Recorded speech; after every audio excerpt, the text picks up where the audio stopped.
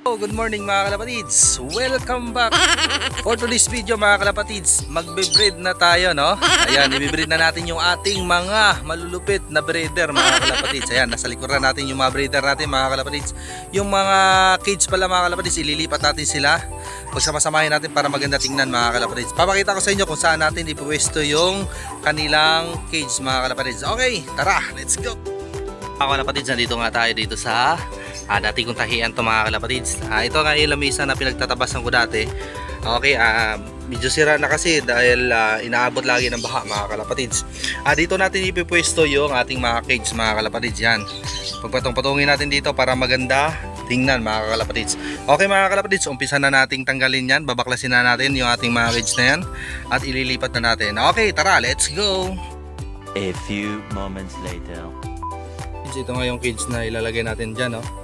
Ayan, okay. Ayusin na natin mga kalapatids. Okay.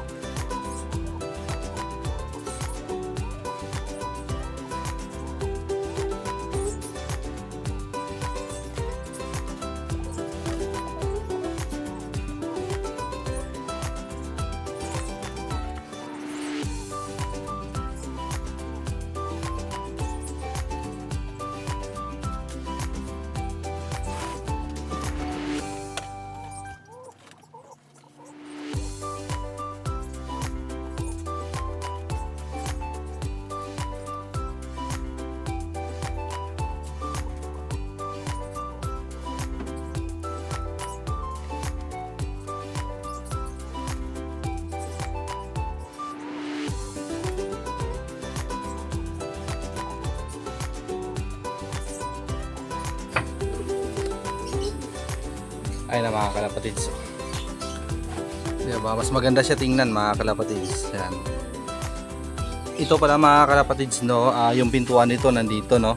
Kaya gagawin natin dito mga kalapatids ay maggawa tayo ng pinto dito. Yan, dito tayo magawa ng pinto. Puputulin na lang natin mga kalapatids. Ayan, ayos na. Oh, maganda tingnan mga kalapatids. Tapos dito mga kalapatids, ilalagay natin dito yung single cage mga kalapatids. Dalawang single cage siguro kasya pa dyan mga kalapatids, no? Dito magbibreed tayo ng ilang ibon. 1, 2, 3, 4, 5, 6 mga kalapatids. Ayan, okay. Kunin natin yung single cage mga kalapatids, i-cluster natin dito. A few moments later. Ayun na mga kalapatids, na okay na. Ayun o. Ayan. Gaganda.